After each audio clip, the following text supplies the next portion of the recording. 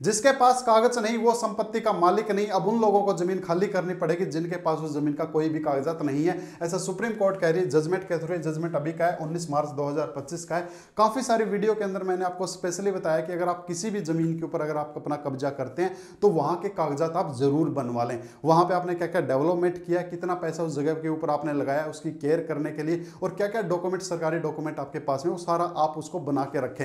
लेकिन जिन लोगों ने नहीं बनाया कोई भी कागजात, तो अब उसको जमीन खाली करनी पड़ेगी। देखो जजमेंट के अंदर क्या बताया गया है, ज्यादा बड़ी जजमेंट नहीं है, डायरेक्ट मैं आपको शॉर्ट में मुद्दे की बात बता देता हूं कि मुद्दा था क्या। देखो कोई जो पिताजी थे उनकी जो जमीन थी, जैसे नेचुरल हमारे इंडिया में होता है कि पिताजी के जितनी भी औलाद होती है, खासकर जो लड़के होते हैं, पिता क्या करता है उनको उनकी जमीन दे देता है। भाई छोटे बेटे की है, बड़े बेटे की है, बिचले बेटे की है, भाई तू इस घर में रह ले, ये रह।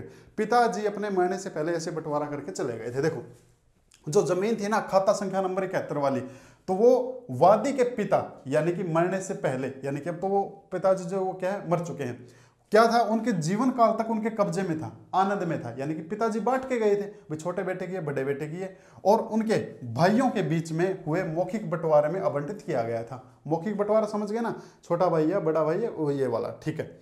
अब जो था उनके पिताजी की ये जो होने के बाद उपरोक्त के संबंध में खाता वादी के पिता के भाइयों के नाम पर जारी रहा है, लेकिन जमीन जो थी ना उसके भाइयों के नाम थी।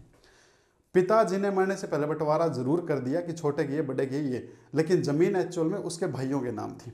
अब हुआ क्या, देखो ये जो गांव था इसके इनके निधन के बाद में, पिता के निधन के बाद में, वादी ने कथित तौर पर अनुसूचित मुकदमे की संपत्ति पर कब्जा जारी रखा, यानी कि फिर भी उसका कब्जा रहा। दूसरे प्रतिवादी के उकसावे पर प्रथम प्रतिवादी ने वाद स्थल के शांतिपूर्वक कब्जे और आनंद में इंटरफेयर करना शुरू कर दिया कि भाई साहब ये जमीन जो है आपकी नहीं है, ये हमारे नाम पे है, तो ये जमीन हमको दे दो।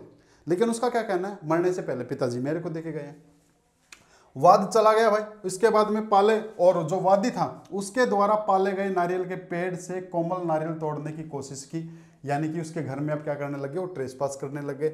वाद के स्थल की संपत्ति को विकृत करने की कोशिश की, जिसके लिए वादी ने प्रतिवादियों के खिलाफ क्या है मुकदमा दायर कर दिया था, ये वाला।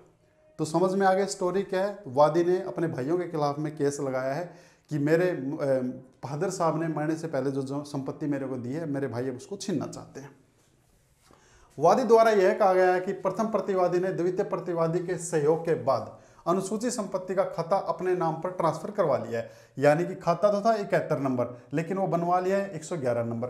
और प्रति द्वारा दायर लिखित बयान को वादी को 3/3/1993 के एक विक्रय विलेख के बारे में जानकारी हुई, जिसके अनुसार प्रथम प्रतिवादी ने द्वितीय प्रतिवादी को वाद संपत्ति खरीदी थी। लेकिन भाई क्या दिखा रहे हैं, भाई ये दिखा रहे हैं कि ये संपत्ति हमने खरीदी है, ये संपत्ति तो हमने खरीदी हुई है, वो ऐसा दिखा रहे हैं। अब वादी ने दावा किया कि प्रतिवादी संख्या के एक के पक्ष में कथित बिक्री अवैध है, यानी कि इनके पास में जो डॉक्यूमेंट है सेल डीड है ये अवैध है।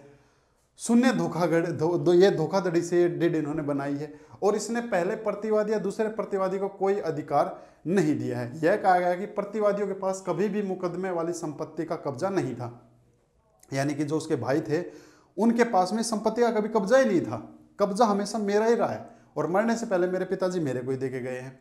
उन्होंने धोखाधड़ी से अपना नाम खाता अरक में दर्ज किया, यानी कि ये जो 71 नंबर से 111 जो मेरे भाइयों ने धोखे से दर्ज करवाया। वादी ने प्रस्तुत किया कि वह संपत्ति का असली मालिक था, और प्रतिवादियों ने जबरदस्ती मुकदमे वाली संपत्ति पर कब्जा कर लिया है। अब ये जो मैटर था ये नेचुरल मैटर आपको समझ में आ गया। अब कोर्ट ने क्या डिसीजन लिया है मैं वो दिखाता हूँ, और क्या गाइडलाइन इसके अंदर बताई है। जिसको पूरा मुकदमा पढ़ना है पढ़ लेना, मैं आपको डायरेक्ट मुद्दे की बात बताने वाला हूँ।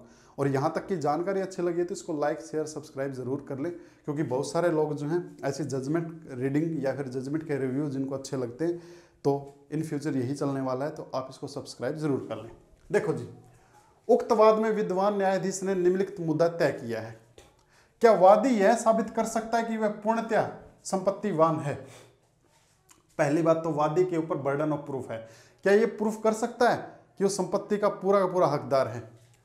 क्या वादी विलेख दिनांकित स्वामी के बाद अनुसूची से यह साबित होता है कि क्या वाद अनुसूचित संपत्ति के संबंध में वादी प्रतिवादी के पक्ष में 20वें प्रतिवादी द्वारा निष्पादित दिनांक इस तारीख को विक्रय विलेख शून्य है? यानी कि जो भी उसने जो पेश किया है कि ये जमीन जो है सेल डीड वाली, तो क्या वो सेल डीड को झूठा साबित कर सकता है? दूसरा क्वेश्चन ये आया है।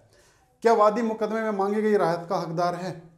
तीसरी बात ये प्रूफ कर दे कि जो वादी कह रहा है कि ये जमीन का टुकड़ा मेरा है, तो प्रूफ कर दे, यानी कि कोई तो कागजात पेश कर दे कि ये तेरी जगह है।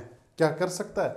और कौन सा आदेश या हुक्मनामा ऐसा, यानी कि कोई तो मेरे को कोर्ट की ऐसी जजमेंट ला के दे दे कि भाई जिससे हम ये प्रूफ कर दे कि तेरा हक है तो तेरे को मिलेगा। तो अब ये सवाल आ चुके हैं जी। अब देखो, विद्वान ट्रायल कोर्ट ने रिकॉर्ड पर रखी सामग्री के मूल्यांकन के बाद इस मुद्दे पर नकारात्मक उत्तर दिया है। उक्त मुकदमे में भी वादी के कथन के समर्थन में दस्तावेज मूल्यांकन रजिस्टर के अंश थे। मुकदमे की संपत्ति के बारे में कोई भी निश्चितता नहीं थी। ट्रायल कोर्ट ने यह देखकर प्रसन्नता व्यक्त की कि वादी खाता संख्या 71 का मालिक है।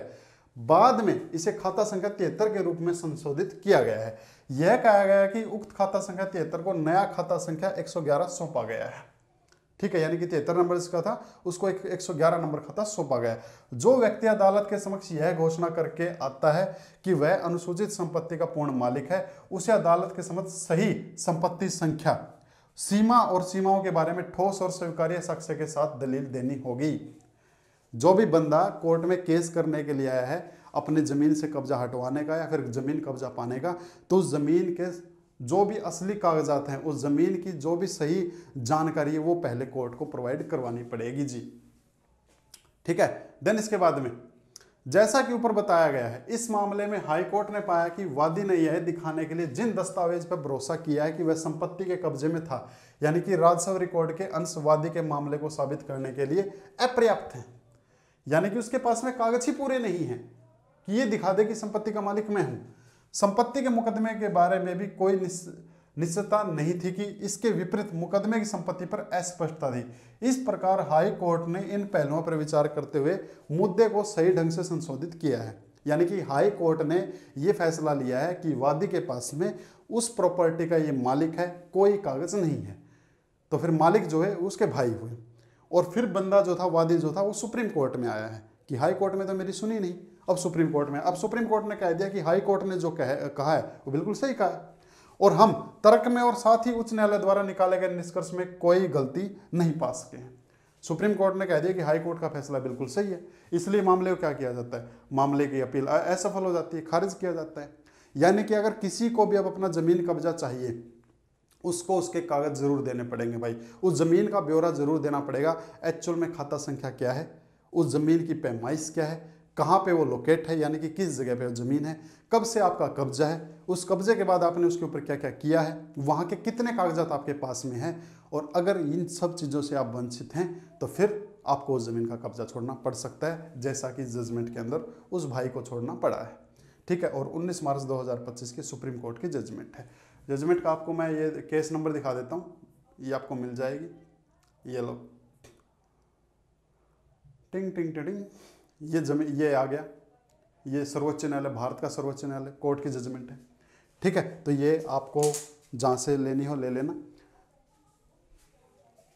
फिर बता देता हूँ, अगर आपने किसी भी प्रॉपर्टी के ऊपर अगर आपने कब्जा कर रखा है ना, खानदानी ज़मीन को छोड़ के किसी भी प्रॉपर्टी के ऊपर आपने कब्जा कर रखा और आपका कब्जा 12 साल से ज़्यादा है, और सामने वाली पार्टी को पता है कि मेरी ज़मीन पे फलाने बंदे ने कब्जा कर रखा और वो कोई इंटरफेयर नहीं कर रहा है, तो आप क्या कर सकते हो, आप उस ज़मीन के कागजात पक्के बनवा सकते हो। एडवर्स पोजेशन की एप्लीकेशन लगती है आपकी कोर्ट से, आप वहाँ से, ठीक है जी, तो वहाँ से आप अपना काम करके उसके कागजात आप अपने बनवा लो।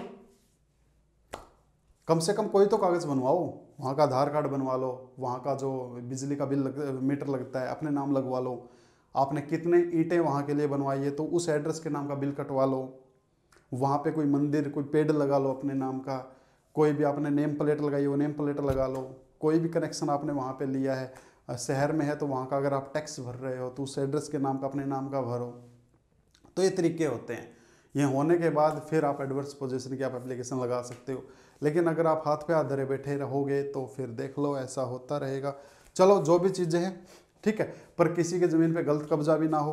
तो मैं उन लोगों को भी बताना चाहूँगा, अगर आपकी ज़मीन पे भी किसी ने कब्जा कर रखा है ना, तो 12 साल से पहले आप उस कब्जा हटवाने का मुकदमा आप लगा सकते हो, और कोर्ट में मुकदमा लगाने के बाद आपको स्टे मिल जाएगी। स्टे लगने के बाद फिर जब तक वो मुकदमा चलेगा सामने वाली पार्टी उस पर नहीं रह सकती है, शायद आप भी नहीं रह सकते, क्योंकि अलग अलग तरीके से कोर्ट स्टे लगाती हैं।